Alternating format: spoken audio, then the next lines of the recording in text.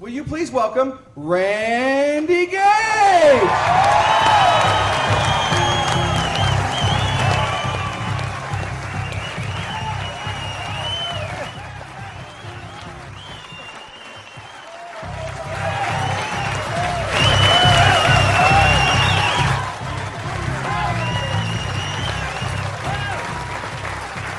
Thank you.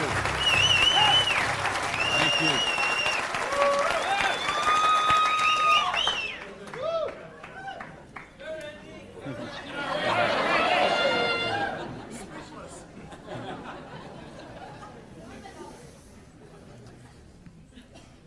So what do you do when your dream dies? Do you sit down and cry? Do you give it up and let it die? Or do you give it one more try? Let me tell you the way it worked for me. I came to work one morning about 11 o'clock. There were two people sitting in a car waiting for me, and I got there. And see what had happened, let me tell you the preview to this. I had a restaurant, bought it with a partner of mine. We kind of bootstrapped the thing. Didn't really have enough money to start it like we should have. And we tried to grow it as best we could, but we didn't pay the taxes, and we struggled by and borrowed from this account to that account and this account to that account. And eventually I bought him out, and I sent a letter to the IRS, who's the tax agency there in the States, and said, I'm the new owner here. We've had some problem with taxes. I want to make this right. Let's work out a payment plan. And I never heard anything for 3 months. So I sent a check in there. Here's a deposit, $1,000, good faith. Didn't hear anything for 3 months, so I sent another check, another letter. Never heard a thing for a couple of months until that morning. They're waiting on the car. You Mr. Gage? Yes. I'm agent so-and-so. This is agent so-and-so. We're here from the Internal Revenue Service. We have your letters here. We have your files here. And we notice you have $15,000 in back taxes. So we need that money. There's a 100% penalty because they were not filed. So that's $30,000. And then there's the late fees and the interest payment and the this and the that. And we need $37,000 today, or we're going to seize your restaurant. So I was like, I must have left my checkbook at home, right? And so I called my lawyer, I called my accountant, they all said the same thing. There's nothing you can do, Randy. You've got to work something out with these people. And I remember hiring a consultant who used to be an IRS agent, and she negotiated with him. She called me one day and she said, Randy, we're at the end of the road. The way they keep compliance is they have to set some examples sometimes, and you had a busy delivery business and they saw those cars going all the time with the signs on them, and they need to make examples, and they just want to make you an example. And so they auctioned off the place on the courthouse steps, $500,000 a year operation. They auctioned it off for $11,000. And I couldn't beg, borrow, or steal the $11,000 to get it out of hock, so that was the end of my dream. And I remember driving along in the car that day, not even my car because I didn't have a car anymore. I remember driving along in my friend's car and crying in the car, thinking, I have to call my mother and tell her this. I have to tell my friends this. I was so ashamed. I was so humiliated. I didn't know what I could do. How was I going to tell people that I had lost my business? And between the $37,000 I owed those guys and then the money I owed for the vendors, whatever money I had left that day, I took and paid off the employees and said, this is the last check you're going to get, so do what you can with it. And that left me $55,000 US, $55,000 in debt. No house, no car, no credit cards, no job. And what do you do in a situation like that? Well, when you have your dream. And see, that was the biggest dream I had at that point in my life. Because as you heard from Ford, I'm a high school dropout. I started off as a dishwasher in a pancake house. And then I worked my way up to cook, and then I became a waiter, and then I was a manager trainee. And I thought, boy, if I could just be a restaurant manager, that would be, I could wear a tie, I'd go around with the coffee pot. How's your dinner this evening? Everything okay? You know, I thought, oh, this would be it. Until I got that job. And then I realized I worked 60, 70, sometimes 80 hours a week for a fixed salary. And, you know, and then I became like the problem store manager, and they sent me around to different cities whenever they had a store losing money. They would send me there, and it was my job there to go and be the turnaround guy. So I'd go in and work on the payroll, work on the food costs, the controllable expenses, make the thing profitable, and they'd send me somewhere else. I lived in 18 cities in 5 years. So think what kind of home life you have, what kind of friends. You don't have any friends. You don't, you know, because people stop calling you. Because every time they call you, you're always working. And you never go to the movies, and you never go to dinner, and you never go anywhere, so they just stop calling you. And your work becomes your life.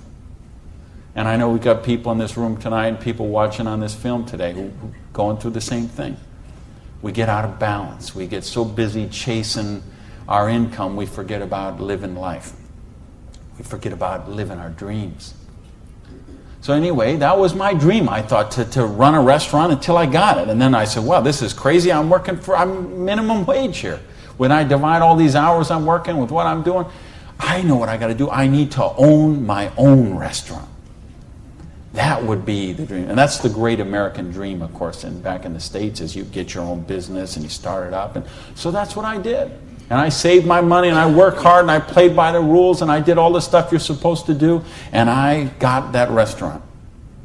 Until that day when it all ended like that. And all of a sudden, where do you go when you don't have that dream anymore? And, you know, in my case, I had to back up, and I'll talk about that in a sec, but I don't want to talk about me tonight. I want to talk about you tonight. I want to talk about your dream. And I mean the big dreams, the bold, daring, imaginative ones you had. The ones you had when you were 15 years old, and 18 years old, 20 years old.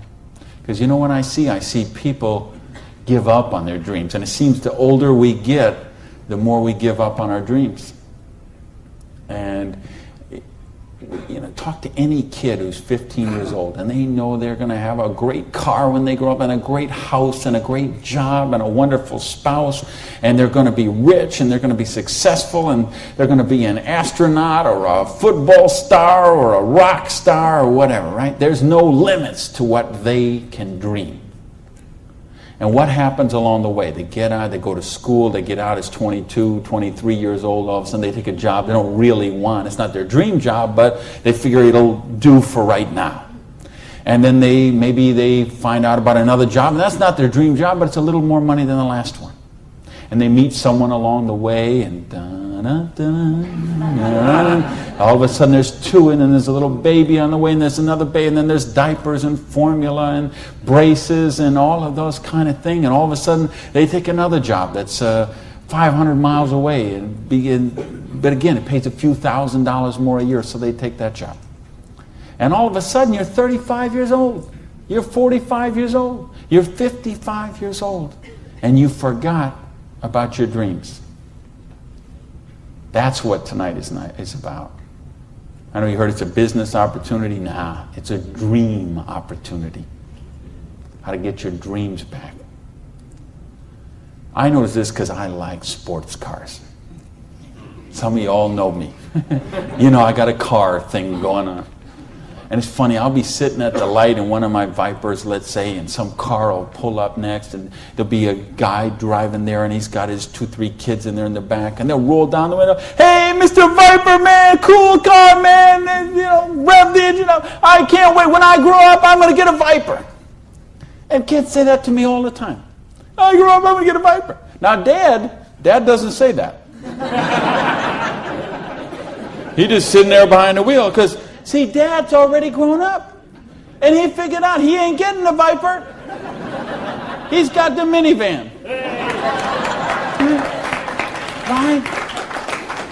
What happened along the way? You know, because, and it's funny, every year they publish the list of the most popular cars. And I see it every year, and it comes out. And I read the list, and it's funny. Now, when I talk to kids, and I talk to a lot of kids, they always like cars. And I'm going to get a Corvette, I'm going to get a Lamborghini, I'm going to get a Ferrari.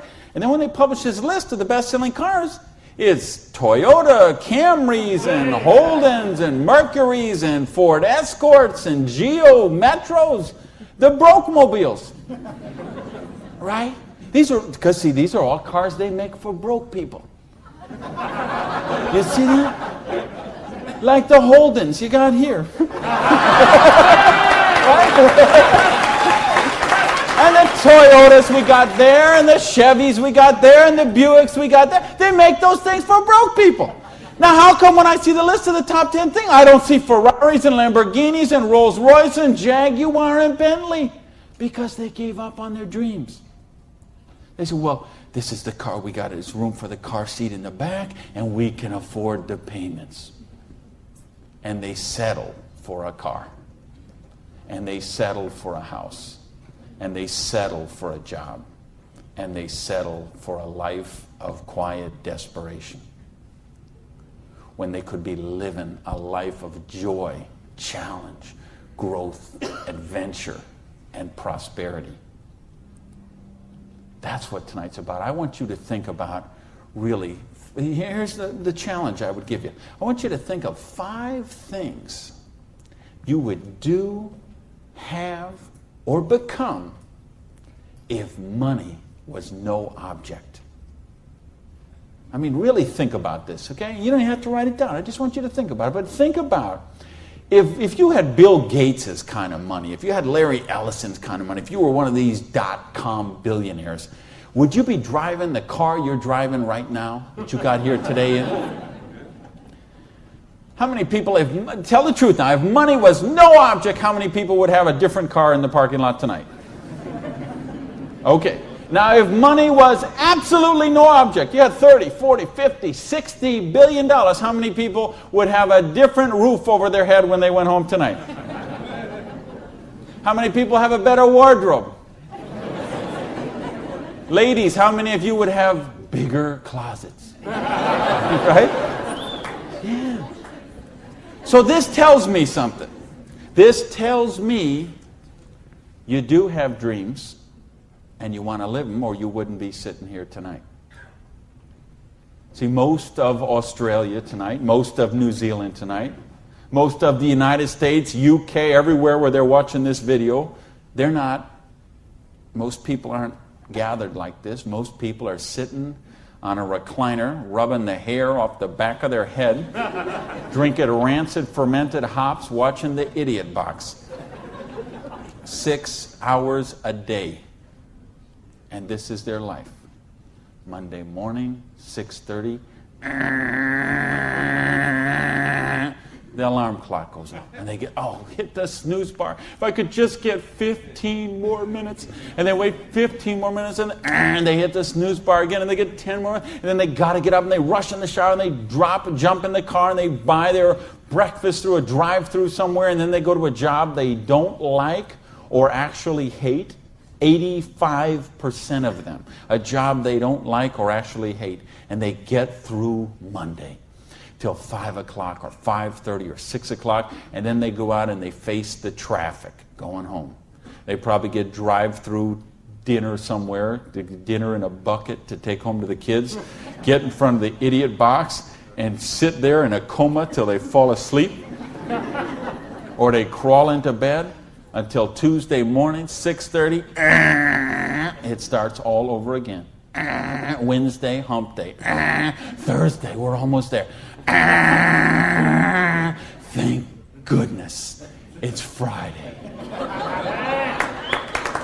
Because you know what Friday means, right? Because Friday means somewhere near the end of the day, the boss is going to say, hey, here, boy. You're going to get out that little paycheck. And they're going to get that paycheck. And for one brief moment in time, it's going to feel like it's theirs. But we know it isn't theirs, is it? because they got all those little window envelopes from the credit card company just waiting for them. And that money is spent long before it ever got there. But for this one brief moment in time, it feels like theirs. So I don't know what they do here in Sydney, but I know what they do in the States. They go out to Pizza Hut. All right? So it's off to Pizza Hut for a deep dish, meat lovers, extra cheese, extra meat, but, Diet Pepsi because I'm trying to hold my weight, And off to the Pizza Hut, and then it's off to the neighborhood video store where they rent 3, 4, 5, 6, 8, even 10 videos to get them through the weekend. And they will spend their entire weekend sitting on that same recliner, rubbing that same hair off the back of that same head, drinking the same rancid fermented hops in a coma all weekend long, video after video after video, so they don't have to think about their life of quiet desperation until Monday morning, 6:30, when it starts all over again. This is life for a lot of people. This is life for millions of people. They're missing out on the real life. They're missing out on the real joy. And I don't want that for you. I didn't come 12,000 miles here to tell you what you want to hear. I came to tell you what I think you need to hear. We got a business here that offers you a chance with unlimited income potential. It's a business to help you be successful while you're helping other people reach success. You choose the hours you work. You pick the people you get to work with. I mean, do you know what a joy that is? Just to be able to pick the people instead of those slobs you're working with. Right?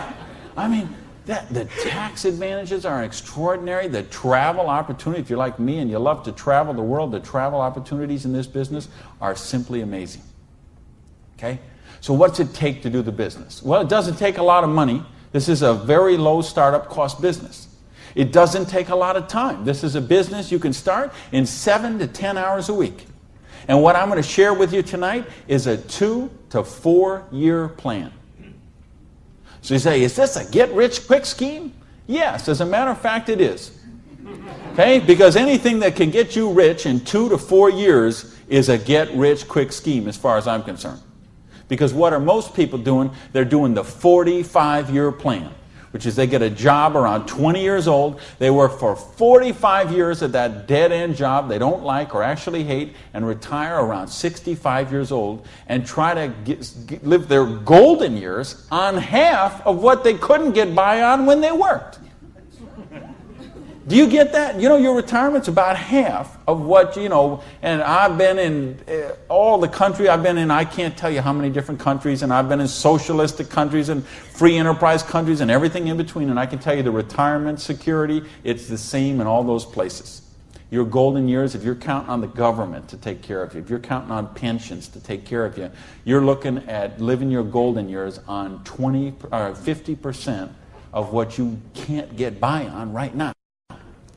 So if your idea of your golden years is walking your poodle around the block, good luck to you.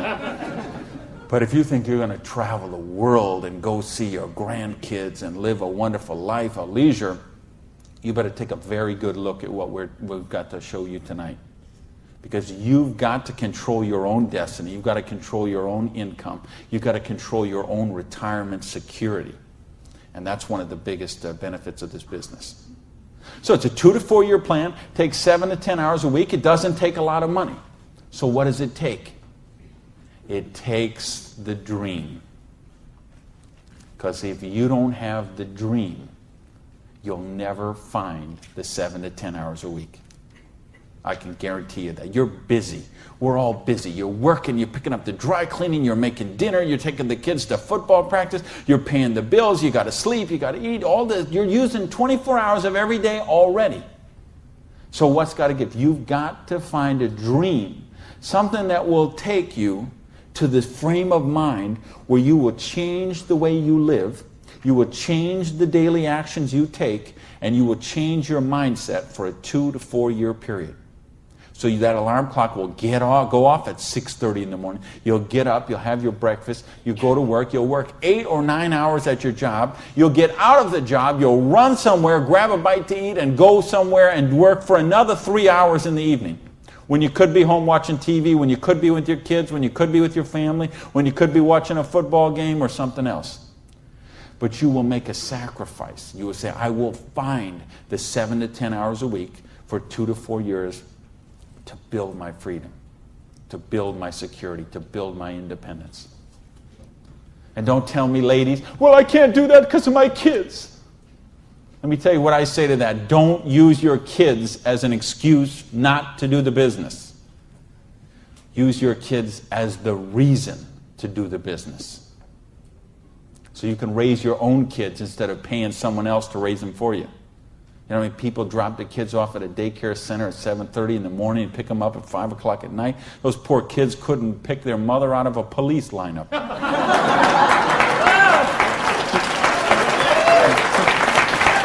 Right?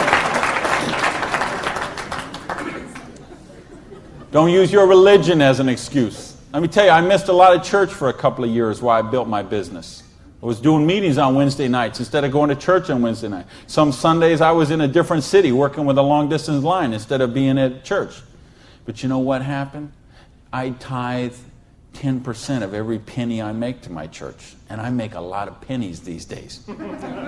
Okay, some Sundays, we seat 800 in my church. You know, some Sundays, they put that basket around and it starts here and it goes all the way down the aisles, all that just like that. And you know, sometimes the check that I put in there equals the checks of 799 other people all added together. That's what missing a few days of church did for me. Gave me time to serve on the board of the church, 2 years as the president. A couple years more as the Blue Ribbon Committee. I've been able to contribute to the church. I've been able to teach a class on prosperity on that. See, I couldn't do that when I was broke. Do you really get that? You can't do these kind of things when you're broke. You can't help your kids when you're broke. When you're so busy trying to pay the bills, you're so busy trying to cover the mortgage, you're so busy trying to pay the rent, you can't live life. And that's not the way life is meant to be lived. I came here because I want you to have an amazing life like I have. And believe me, I have an amazing life. I live in my dream home. I live on the ocean, okay? I go to bed every night, I hear those waves crashing on the shore. I wake up, I go down, and I got a beautiful car to get into. I have beautiful people in my life. I have wonderful health. Everything is, I make more money every year than I did the year before. I am living a dream that is just wonderful. But I made some sacrifices along the way. And that's what I'm saying to you. Make some sacrifice. Take 2 to 4 years. Make a commitment. When you walk out of here tonight, make that commitment. Not to your spouse, not to your sponsor, not to me, not to yourself. Make a commitment to yourself that you're worthy, that you're worth it, that you will think back. And that's what I want you to really do, is say, okay, what were your dreams when you were 15? What is the house you would live in if money is no object? Do you have a picture of it somewhere that you carry around to fuel you? What is the dream car you want to be driving? Is it a red Lamborghini Diablo? Ferrari Testarossa? Bentley? Viper? What is it? Do you have a picture of it in your wallet? You got a picture of it in your planner? You have a dream board with it up somewhere? You got it up on the mirror in the bathroom? You got it up on the refrigerator in the kitchen? How much time you want to spend with the loved ones in your life? How much money you want to give to charity? I had lunch. Funny, I just got invited to be on the board of directors for the Florida Philharmonic. I'm so honored they asked that, and I'm proud to be a supporter of them. I'm proud to be a supporter of the opera and the Young Artist Program and all kind of charities. Fascinating thing, though. I had lunch with the guy who invited me to be on the board. He gave $1 million to the Philharmonic this year. $1 million. So they can play beautiful music. That's money. That's money with a capital M. That's living a life of dreams. That's living a life of wonder, of joy, of adventure and growth. And that's what I want for you. But you got to know what that is. So please, those 5 things, what would they be? And maybe you're going to give $1 million to your church, temple, or synagogue. Maybe it's you want to take a year off and study ballet. Maybe you want to take 6 months and go on a cruise around the world. Maybe you want to fly in all your family from all over the world and have a reunion. Maybe you want a house in Paris and a house in Hawaii and a house in San Diego and a house in Berlin. I don't know what it is for you, but you have to know what it is. Or nothing I'm going to talk about tonight is going to make any sense to you. You'd be better sitting home watching Survivor, Big Brother, Fear Factor, whatever one of those shows. You could sit watching any one of those shows instead of be here tonight. Because if you're here tonight, you got to know what your dream is. And we can show you. I will draw out on this board. I will draw out a way and show you how you can live those dreams. And I'll show you how to build some residual income, some retirement security, and you can just do the numbers yourself, okay? And you could say, all right, is there any of those 5 things that I would do, have, or become that I can get with what I see here on this board? The difference is, and here's the secret, okay? You wonder, okay, I know there's nothing for free. There's always a cost. Here's the thing. Here's the secret of everything I'm going to talk about tonight has to do with leverage. It's getting you out of the trap. And there's a big trap, okay? And this is the trap. It's people trading time for money. You work 40 hours, you get paid for 40 hours. So you work 40 hours and you get paid $400 a week. If you're sick half a day and you only work 35 hours, you get paid $350. If you need some extra money because there's something that you want to do, you put in some overtime, so you work 45 hours, so maybe you get $450. Well, you know what? That is trading time for money. Time for money. Hours for dollars. Hours for pounds. Hours for dollars. Hours for Cougarans. Whatever the currency is. If you're trading time for currency, you can't get wealthy. It's a trap.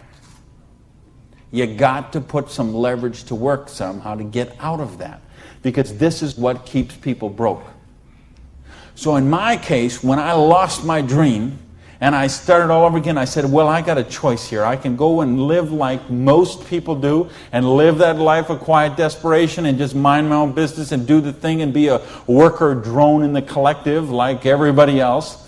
Or I can go after my dreams again. So I began a study of prosperity. Because when you're $55,000 in debt, no house, no car, no credit cards, and you start selling the furniture, things look a little different. Anybody here ever sell your furniture for your business? Interesting scenario. Here's what I found. The end tables, not a problem. Coffee table, no big deal. Kitchen table, hey, you can always eat in the sofa. Lamps, no big deal. You got the light in the kitchen on the ceiling. But the sofa and the bed and the TV. How did I know you'd know that? The bed, the sofa, and the TV, they gotta be the last to go. Because see, I don't know if you got it here, but what we have in the States, we have infomercials on all night long. So once midnight hits, these infomercials start, and they're all about how to make money. So what do you do when you're $55,000 in debt and you're sleeping, with no furniture and whatever? You sit up all night and you watch infomercials. And then you sleep all day and you're so depressed and you get up and you read the one ads and you think you don't even have bus fare to go to the job interview and you think how miserable your life is and you eat macaroni and cheese 3 times a day, which is what I did for weeks and weeks and weeks. So I'd get up, sleep, mope around, eat my macaroni and cheese, and then midnight would start the infomercials. And I remember we had a Vietnamese guy named Tom Vu.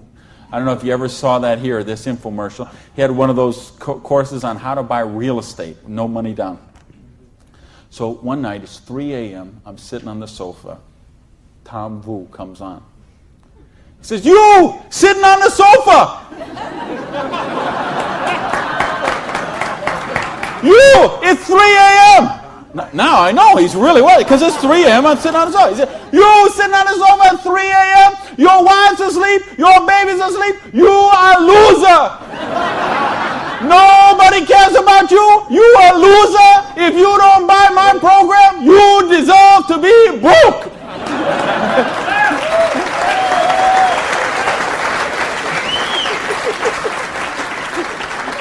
And I'm like, oh, if only I could afford this program. But of course, I didn't have the $199 or whatever it was. So, and eventually, of course, the sofa had to go, the bed had to go, and then the TV had to go. And then something else had to go.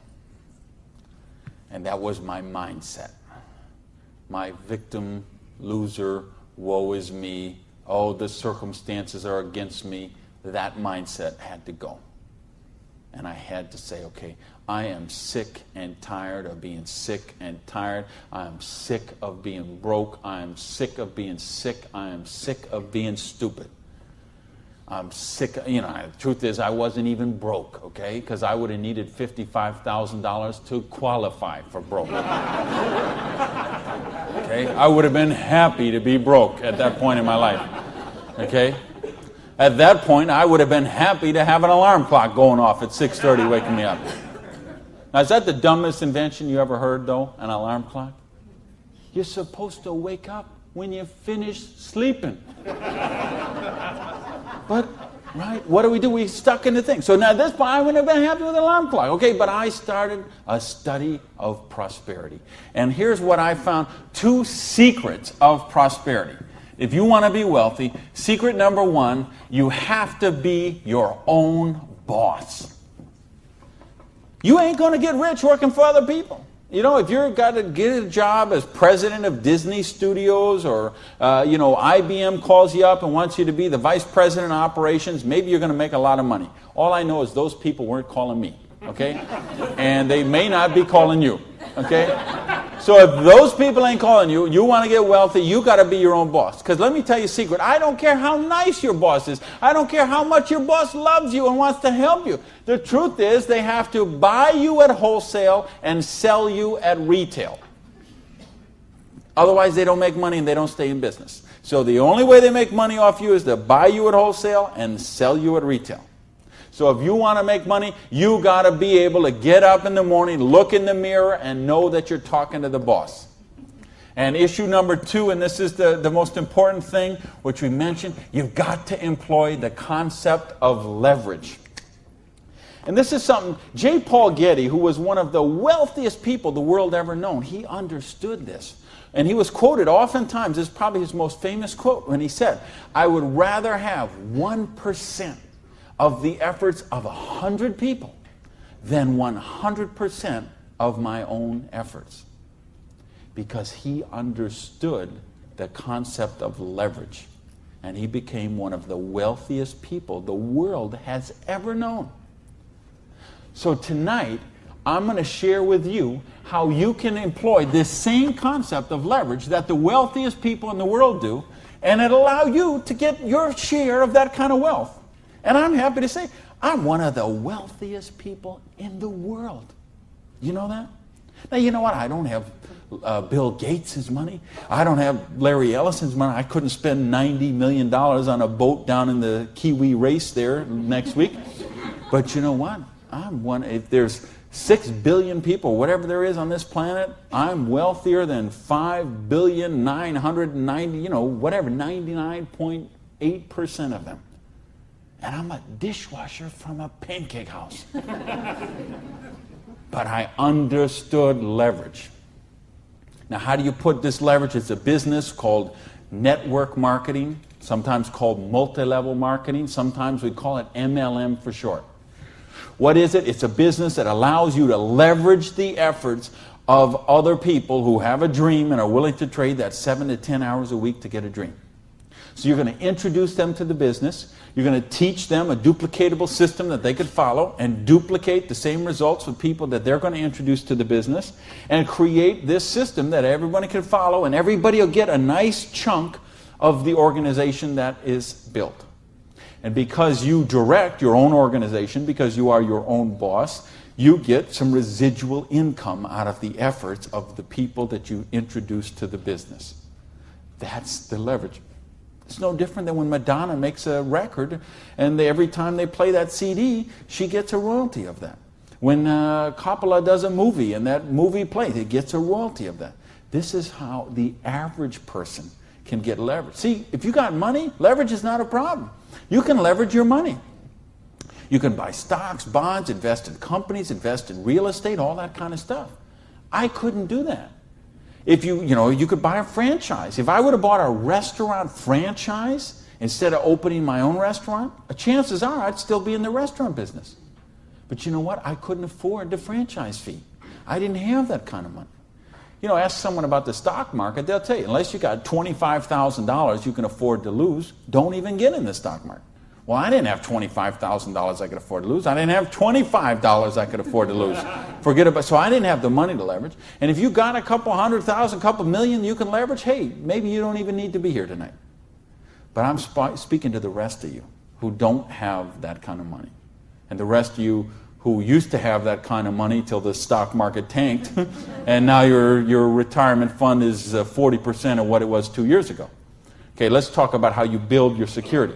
Well, so what is network marketing? It's just a new paradigm in distribution. Been around for over 50 years now. And it is, why I say it's a new paradigm in distribution is because it's changing the way we get products and services to the consumer. And with things that have happened recently, like the internet, overnight shipping, satellite, telephone, fax technology, all of this stuff is driving network marketing to be a bigger force today than it has ever been. So it's been growing consistently for more than 50 years. There are somewhere between 14 to 16 million people in the network marketing direct selling industry. And it will do somewhere between 70 and 80 billion dollars US this year. So this is a very credible business. And if you've been reading the financial papers the last few years, you've seen it mentioned in the Wall Street Journal, had front page cover stories on Success magazine, Forbes magazine. The mainstream press is really starting to pick up on this. Now, why is that happening? Is because it's the future. It's what has to be, because what has happened in the past doesn't work anymore. In other words, here's how it used to work in distribution. We'd have a manufacturer. They would make a product. They would sell it to a wholesaler who would buy it, resell it to a rack jobber who would buy it, resell it to a retail chain. They would buy it, send it to a warehouse somewhere, sits in a dusty warehouse for 6 weeks, and then it gets transferred by truck, maybe it goes to the store, and then you come in the store and you buy this product. Well, they had to make money, they did. You have all these parasites who were taking money out of your product. I say, why am I calling all those people parasites? Well, it's not that they're not nice people, it's just that made sense 100 years ago. It doesn't make sense today. Because today, we can have a network marketing company manufacture a product and send it direct to a distributor who in many cases is the end consumer, and in other cases is just conversationally marketing the products with their friends, neighbors, and relatives, and we eliminate all these other people in the middle. So look at the difference. This made sense 100 years ago. Something came by boat over here. Maybe it went from California, it went on a ship, came to the East Coast here, and then it was transported across to Australia over to the outback. It was the same thing with us. We used to get stuff from England, and it would land in Boston or New York, and then it would go by stagecoach across the country, and then it went by train, and then it went by truck, and this is the only way it worked. This is all we knew. Then we got fax machines, we got the internet, we got Federal Express, UPS, overnight delivery, we got 800 telephone numbers, we got fax machines. All of a sudden, this doesn't work anymore. It's a broken model. Why do you think so many businesses have been in bankruptcy in the last 5 years? And I mean big name, 100, 200-year-old companies, retailing giants like Macy and Stalwarts that we would think have been around forever. They went into bankruptcy court. Why? Because they have a broken distribution model. This is the model of today. This is the model of the future. And with what we're doing now with internet and 800 numbers and ordering, this is going to get just bigger and bigger and bigger. So what this does is this allows you an opportunity to participate on a new paradigm in distribution. I want you to think when fortunes were made. They're made in revolutions. The agricultural revolution made a bunch of rich landowners. The industrial revolution made a bunch of rich factory owners and business owners. If you think of Carnegie, the steel, the Amoco people, the Standard Oil people, the Henry Ford and the Chryslers, and think of all the old money today. It all came from the families we know today. It came from the Industrial Revolution. So now we have the distribution revolution. So what this means is that 50 years, 75 years from now, there's going to be a meeting at a hotel somewhere in Sydney, Australia, and they're going to say, think about the old money today, the Gage money, the Hawkins money, your money, and say that was made in the distribution revolution. Because they saw the power of the internet, overnight shipping, fax machines, 800 number, and how to put all this together into the new paradigm of distribution. This is what we're in right now. And I believe the next 2 years is going to be the biggest years of growth in the history of the industry. And you could be a part of it. Well, your income 40 years from now is going to be precedent on what you do for the next 2 years. Now notice, we have all this money that got wasted before. Where did it go? Well, there's two places it goes. Number one, it goes to product research and development. And I'm going to talk about that in just a little bit. And the other place it goes is right here to you, the distributor. The people who actually get involved with the business. All this money that you... Because see, sometimes you could go to the store, you could buy a box of cereal for $3.50. The actual cereal, the cost of that cereal might be 40 cents, 35 cents. What is all the rest of that money? It's all this wasted layers of distribution. So see, that isn't necessary anymore. So that money gets freed up, and because you are a pioneer of the industry, because you are somebody with a vision and a dream, and you're willing to trade the 7 to 10 hours a week to get the dream, you are going to cash in about that. I want to sketch out how the business really works, so you get an idea how the money takes place and how you can participate in that. I guess, is this? I think this is, I found the secret. You do it a little different here down under. All right, let's talk about how you make money in the business. You, not me, not them, you. How do you make money? Well, you got a dream. You're willing to trade 7 to 10 hours a week for 2 to 4 years to get your dream. So you sponsor in the business. Okay, you make that commitment. Your sponsor says, all right, I'm going to work with you, train with you. What we're going to do is we're going to help you identify, and I'll use this as an example, 6 people who you know who have a dream and would be willing to trade 7 to 10 hours a week to get the dream. Fair enough? Everybody follow me so far? Everybody follow me so far? All right, just making sure you're not nodding off over there. All right, now let's suppose that everybody involved in the business produces a volume this first month that you get involved in the business of $100. Now notice I didn't say $1,000 or $10,000 or $100,000. I said just $100.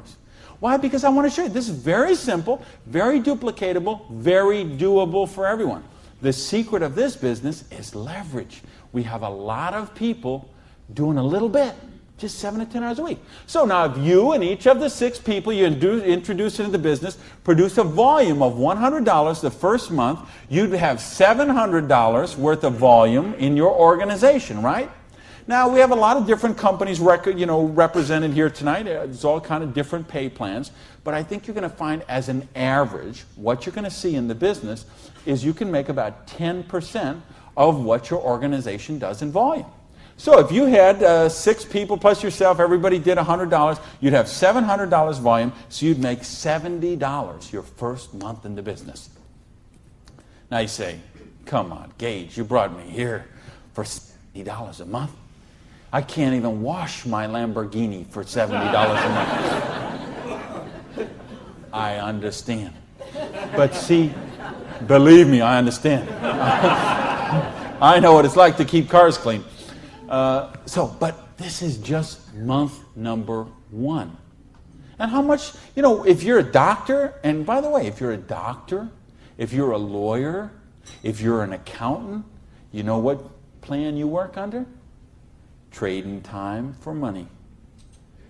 Just like the bus boy at the Denny's restaurant, the doctor, the lawyer, the accountant, trading hours for dollars, same thing.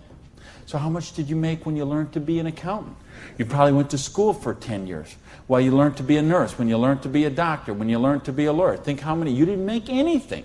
So don't be crying about your lousy $70 here, okay? Because you're learning the business. Because look what happens next. Now the second month, we're going to say, we're going to help you help your people. We're going to teach you that duplicatable system to teach your people. And we're going to have them, now we're going to say they're not quite as bright as you are, okay? They didn't quite get this as good as you did. So they each got 5 people that they're introducing to the business, all right? Now, of course, it will not work out exactly this way, because I know some of you accountants there are sitting there thinking, okay, this guy might only get 4. Don't worry about that. I'm just making an example. So you got the 6, and this 6 each got the 5. Well, that would put 30 new people in your organization. Plus, you still have the 6, plus you got you. So now, the second month, you'd have 37 people, each doing $100. How much would that be? $3,700, right? So 10% of that would be how much? $370. Now you say, okay, $370 is a nice little pin money, but it still isn't going to buy my Lamborghini. I understand that. But that's just month number 2. Because all of a sudden, look what happens. There's 36 other people who are, now they're not working for you, they're working for themselves. So they're not calling in sick, they're not stealing paper clips to take home, okay, none of this stuff. They're all working for themselves, right? Now, what happens when we duplicate the process? And we say, now we're going to teach them how to teach their people. And you say, well, how do you do that? We've got a complete step-by-step duplicatable system to show you how to do that. You're going to teach your people how to teach their people. So we say, what if those 5 each just got 4? Now, why I'm doing this? Because I want to be really, really conservative. If I showed you what could really happen, I'm afraid you might swallow your teeth. So I'm going to be very conservative. So now if the 30 people each just got 4 people, now we'd have 120 new people in the organization. They don't work for you, they work for themselves. 7 to 10 hours a week, they're building a dream. 120 plus the 30 plus the 6 plus you, that's 157 people. Everybody just doing not 1,000 a month, not 10,000 a month, not 100 lousy dollars a month does $15,700 income or volume, which means your income for month number 3 would be $1,570. Now all of a sudden we have a little money, we could play with something. We could do something with $1,500 a month. Do you know how many bankruptcies would be avoided with $1,500 a month? I would make a bet to say of all the personal bankruptcies, and there's been a record year for personal bankruptcies the last 6 or 7 years in a row. Every single year has broke the record from the year before. And I had someone very close to me did this just a couple of years ago. And I'm telling you, I bet 90% of them would be eliminated with $1,500 a month. In fact, 90% of them would probably be eliminated with $300 or $400 a month. Just this much, the $370 a month, would help most people that they could just start paying down their credit cards instead of paying those minimum balances every month. By the way, do you know how long it takes to pay off your credit card if you're paying the minimum balance every month? 10 years? 20 years? 30 years? 40 years. That's how long it takes. So if you're paying the minimum payment every month, get happy, because in 2042, you're all paid off. All right, now we're going to go down one more level. Now we're going to say, what if the 4 people each just work with 3 people? Now again, everybody's not going to do it this way. Some are going to do it more, some are going to do it less, but I just want you to see how it works. Now the 120 people each do 3 people. That give us 360 people, plus the 120, plus the 30, plus the 6. This comes to how many? Somebody help me. I'm a high school dropout. 500 and something. 517, is that right? Who's here? Somebody good in math? So 517 times 100 is $51,700 volume in your little business that you got no employees, no office, no overhead. You're running this from your kitchen table or your spare bedroom or your hallway or your closet. and you're doing $50,000 volume a month. Do you understand? We can leave this hotel. We can go down the street, Elizabeth Street. We can go onto Oxford Street. We can go to Liverpool, and we can find shop after shop, beauty salon after beauty salon, store after store, dry cleaner that are not doing $50,000 volume a month. And you're doing it out of a part-time business 7 to 10 hours a week. Why? Because you're using leverage. Do you get this? Yes! Because, do you really get this? Yes! Because, let me tell you a secret. If you get this, you're not going to sleep very well tonight. Believe me, I have spent many a night just laying on the pillow, looking at the ceiling, and seeing 6 get to 5, get to 4, get to 3, okay? If you understand this, now we're talking $5,170 a month. Now, you know what? I did that in 4 months. It said 1, 2, 3. What if you didn't do that in 4 months? What if it took you 6 months? What if it took you 10 months? What if it took you 2 years? I told you it's a 2 to 4 year plan. Okay? And I know what some of you are thinking. All right, but what about if this guy here drops out? We got it handled. Okay? We have a thing called dynamic compression, and so we know when someone drops out, we eliminate that volume, we move up the next qualified person, and the whole organization moves up. So we got that covered too. Okay? So, but what if you didn't do this in 6 months? What if you didn't do it in 10 months? What if it took you 2 years? Would it be worth trading 7 to 10 hours a week for 2 years to have an extra $5,170 a month? Yes or no?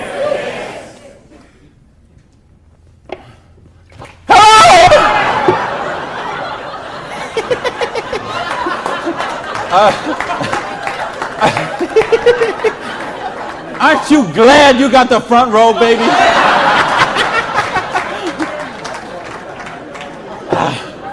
Now, let me get some more water here. And let me ask the question again. Would it be worth trading 7 to 10 hours a week for 2 to 4 years to get an extra $5,170 a month? Yeah! All right. Thank you. That's a little better. That's what I'm talking about. When you get this, when you really get this, you're not going to sleep tonight. Because you see how a dishwasher from a pancake house could become a multimillionaire. You see how a farmer's wife from Utah could make $80,000 US a month. You see how a woman with 2 kids and an abusive husband could leave her husband and become a multimillionaire. You see how people on welfare can build complete financial independence. And they can do it with integrity. They can do it with honor. They can do it with helping other people, giving value, contributing. That's what we got to offer here. So see, now you say, okay, all that sounds good. It looks good, but what's the problem? What is the $100? Well, I told you, remember that whole distribution model? We have all of that money that used to get wasted. Now that goes into product research and development. You will see some of the most cutting-edge, state-of-the-art products in network marketing that you won't see anywhere else in the world today. Some of the best scientific breakthroughs, some of the best health breakthroughs, some of the best wellness breakthroughs, medicine breakthroughs, herbal breakthroughs have been personal care products, environmentally non-toxic, natural products. Some of the most breakthrough products in all of those categories have been brought to the marketplace because of network marketing, because they have the time, the money, the research, the resources to do that kind of research. So what I'm going to ask you is, if you're here, you're looking at this for the first time tonight, if you're on the video and you're seeing this for the first time tonight, you have a conversation with the person who invited you here. Have a conversation with the person who asked you to watch the video. And they will give you a catalog. They'll give you some brochures. They might have some tapes, some videos, some other things, and you'll find out about these products. What I want you to see tonight, right now, is the big picture. how the distribution model works, because this is how fortunes are made. People who recognize new paradigms become pioneers in those paradigms, and they reach the reward for generations sometimes. So the products are there. Next question is, say, what about the support? I don't know anything about this business. I've never done it before. How can I do the business? Well, that's what the system, we keep talking about a system. In other words, we've got a system where we're going to teach you how to do the business, and we're going to teach you how to do the business while you actually do the business. That's why we've got this presentation up on the internet. That's why we have this meeting in this hotel here tonight. You have a sponsorship line. So you see, a lot of people say, well, I don't want to be this guy here. I want to be this guy right at the top, because look at all these people he's got under him. Well, you know what? This guy or this gal down here, this person and this person and this person and this person, and all the way up to the company, all those people work for that person for free, because every one of those people have a vested interest in their business. So you want to have 150 people between you and the company, because they all work for you. So they will go with you, and they will do two-on-ones with you. They will go to your prospects and sit down at a coffee shop and bring a notepad and explain the business to them. They'll conduct meetings like this where you can bring your people and let them see what the business is about. They'll bring in speakers from all over the country and sometimes all over the world, so your prospects can see and meet and learn from some of the most successful people in the business. There's conference calls, there's monthly newsletters, there's regional trainings, there's company conventions, there's audios and videos and brochures and booklets and catalogs. There is just hundreds of little tiny things that are all designed for one particular goal in mind: to make you successful. See, you are in business for yourself, but you're not in business by yourself, because you have that whole support network of people to help you build the business. So, and that don't happen when you open up your own, and you know this, most of you in this room, you know, if you've ever been in the restaurant business, like I have, you know what I'm talking about. If you own a beauty salon, you know, if you own a little store or a shop, you know you don't own the business owns you. And you know, if you work for someone else, you're never going to get wealthy that way. So what we've got tonight is a model that lets you work for yourself, but not by yourself, and it gives you the option to build your future. Now, I want to give you 3 options. If you're thinking about the business, I want to suggest 3 things to you. Option number 1 is you say to me, you know what, Randy, that sounds good, it looks good, but you know what, I'm one of the 0.1%. I love my job, and I get paid exactly what I'm worth. Well, you know what? If that's you, I don't know how you still made it this far in the room tonight. But if you did, thanks for staying. And then we'd love to have you as a customer. Okay? And what I'd ask you to do is to talk to the person who invited you tonight and ask them about the preferred customer program. Because I told you, we've got some of the most cutting-edge, state-of-the-art products that you're going to find anywhere. And the difference is, if someone in this room or someone who asked you to watch this video told you about them, they will become your personal customer service representative. So you're not calling some 800 line that you never met, or sending things off and going into a store and standing around for 20 minutes trying to get someone to wait on you. You're going to have the personal attention of somebody who knows you and cares about you and will look after your needs personally. Now, option number 2 is what we call the small business. You say, you know what, Randy, this sounds good. I like the idea of being my own boss, and I like the idea, or maybe you're looking at a nutrition company and you say, well, I'm a chiropractor, massage therapist, an iridologist, or physical therapist, and I want to sell this stuff to my clients. Or maybe you're being presented to a personal products company and you own a spa or a gym or salon and you think you could sell them there. Or maybe it's a cleaning product stuff and you've got a cleaning service and you could sell them to your clients. Well, if you're looking to just kind of use the products yourself, buy them at wholesale, and then conversationally market them to your friends, neighbors, and relatives, that's a small business. And if you want to make a couple $100 to a couple $1,000 a month, the small business option would be the one for you. Now, there's one more option, and that's the big business option. Okay? And that's the stuff that we're talking about right now. Meaning, you're not looking just to retail a couple products to a friend. You want to build complete financial independence. You got a dream. You're willing to trade that 7 to 10 hours a week to get the dream, and you're willing to do a 2 to 4 year plan, and you want to work to build that dream. You want to build an organization like this. That's the big business option. If you're looking for financial independence, then that's the option for you. Now let's bring this all together. I told you what happened when when my parade got rained on. My dream looked like it was going to die, and I drove around in that car. I remember crying in that car and thinking, having to call my family and call my friends. And that it just took so much out of me. And I'll tell you what I did. I went in, and here I was. I had owned a restaurant. I'd owned 2 restaurants in my life. I had been a restaurant manager for years. I went and found a restaurant in South Miami, a little diner that was open for breakfast and lunch only, way in the Southwest where I didn't know anyone, and I got a job as a breakfast cook, flipping eggs. For 2 reasons. Number one is they would pay me cash every week. They would cash my paycheck, give me the cash, because I didn't have a bank account, because if I had a bank account, the tax people were going to seize it. So I needed someone who would pay me cash, and I needed to go get a job and just make some money to buy macaroni and cheese.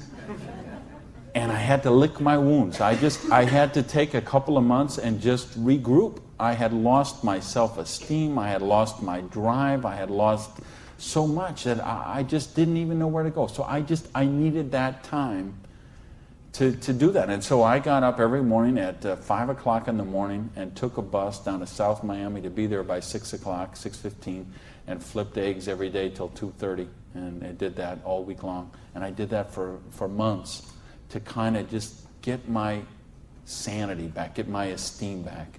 And then I went back to this business. And see, I didn't have the money to get back in the business because I still owed tens of thousands of dollars. But I had been in the business once. I had made some money. That's where I got the money to buy the restaurant initially. And what had happened, I'd been with a new company. It was not a stable company. I got some money. I bought my restaurant. That company went out of business. Well, then I was in the restaurant and working 80 hours a week, and then it just, that's what happened. So now, owing $50,000, I knew I was never going to pay this off flipping eggs, and I knew I was never going to pay it off even if I got a job as a restaurant manager. I mean, do you know how long I'd have to work as a restaurant manager before I could make $55,000 and pay it off? And I owed even more then because I borrowed a bunch of money just to live. So I said, I've got to get in this business. So I went to someone I knew in the business who knew me from before, and I said, you know me, you know that I can work, you know I have a dream. I don't have enough money to get in the business. I needed about $600 to start that business. Rob, he lent me that $600. And you know what? Best decision he ever made. So I went out, and I didn't do this business 7 to 10 hours a week. I did this business 7 to 10 hours a day. I sponsored 9 people the first month of the business, okay? I didn't do 6. For those of you who say, well, it doesn't work this way, you're right, it didn't. I sponsored 9, okay? And at the end of the month, I had 60 people in the business, month number 1. Month number 2, I sponsored 2 more people, so that's a total of 11. I had about 130 people in my organization at the end of month number 2. Month number 3, I didn't sponsor anybody. Okay, I just worked with the 11 that I had sponsored in the first 2 months. The organization went from about 120 people to 360 people. And month number 4, I sponsored a couple more people in the business, and the organization was bigger than this one right here in the 4th month of the business. It wasn't 6 months, wasn't 10 months, wasn't 2 years, wasn't 10 years. It was 4 months. And I made easily double that money. What you see on the board, I made that in my 4th month of the business. Now, how did I do that? I needed to and wanted to very badly. I was hungry. I had a dream, and I was sick of being broke. And that's what I want you to get out of this is, do you understand? This is how it goes. There's no limit here. You could sponsor 7. You could sponsor 8. You could sponsor 9. You could build this whole organization, build yourself up to get $50,000 or $60,000 a year residual income, and then you could go out and you could sponsor 5 more people and start the whole process all over again, the same exact thing. And you could have 100,000 residual going. And you could start with 5 more and you could have 150,000 residual going. And if you put 5 people a year in, and it's very simple, put 5 serious people in the first year. Put 5 serious people in the second year. Put 5 serious people in the third year, and you will be making a fortune. Put 5 serious people in the fourth year, you'll have a business worth at least $1 million, I project. Put 5 more the next year, and you're going to have a business worth a couple $1 million in 5 years. Why? Because we got residual income here. You're building leverage. You're getting this going, and that's what I want you to get. You know, and now I've been able to help people all over the world. I told you guys, the platinum people, I talked in the reception about the 3 kids from Norway who came to a program I did in 1998. And they're all multimillionaires now, all 3 of them. Number 1, number 2, number 3 payout in their company. I think of you guys right here in the front row and what you've done the last couple of years. And you know the people I had in London, those people there, what they're doing there. I've got people all over the world. Just, they got a dream. They're willing to trade it. We give them a system to follow, and they're living their dreams. I think of a lady named Mary in Colorado. Lady I mentioned earlier. 2 kids. She's sleeping in her friend's basement because she's on welfare. Divorced, no husband anymore, no one to help pay for her kids. So she was on welfare. And along the way, she got attracted to the business. Along the way, I was able to touch her and touch her life, show her some things, how to follow a duplicatable system. She built an organization making $30,000 US a month. Now, you know, the $30,000 US a month, I'm okay with that because you can get by on that. Okay.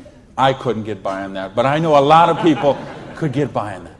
But you know what? It's not the 30,000 that gets me so excited about what Mary did. It's what Mary did. It's the example she does for her 2 kids. Okay? It isn't just the money. It's what, I mean, do you know what that means to those kids to see this woman who was on welfare and just desolate and nowhere to turn, and you meet her today and she is so well dressed and positive in her esteem, and she's so confident, and she is modeling this behavior and setting such an example for her kids. This is how you raise good kids. Is you show them how to be successful yourself. You don't tell them grow up and get an education, grow up and be successful, grow up and make money. You model the behavior for them. Jan Rue, who a lot of you know, I've done programs with Jan. Here's a lady, same thing, abusive husband, divorced, 3 kids, I think, became the #1 payout in her company. Why? Because she had a dream. And she was willing to trade that 7 to 10 hours a week to get a dream. And we've got the model here where you can do that. There is no limit to what you can do.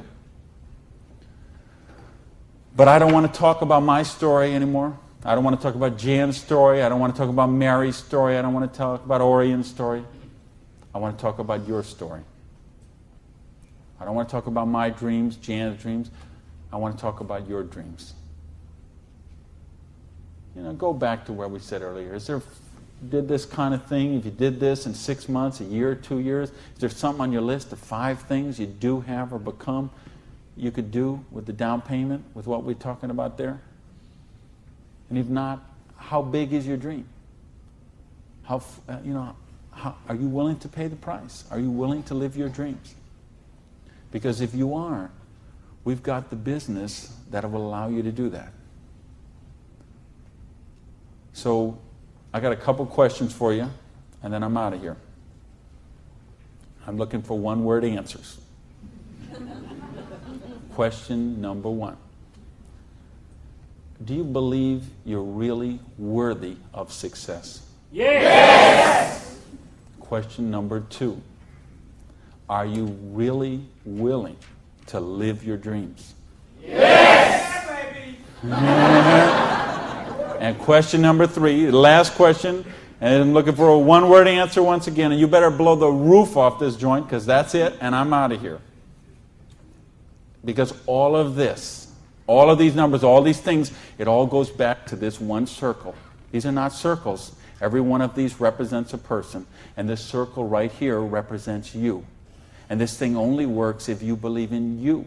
If you believe you are worthy, if you believe you have a dream, if you're worth that dream, if you're willing to trade the 7 to 10 hours a week to live that dream, if you're willing to not let your dream die. You're not willing to sit down and cry, even if you have to sit down. I had to sit down and cry. But you're not willing to give up and let it die. You promise yourself, you make yourself, you commit to yourself to give it one more try. So the last question I'm asking you is based on everything we've talked about tonight, everything you know about this business now, everything you know about the person who invited you, everything you know about you and what you are and what your dreams are. I need to know, are you willing to give it one more try? Yes! Thank you. Good night, everybody.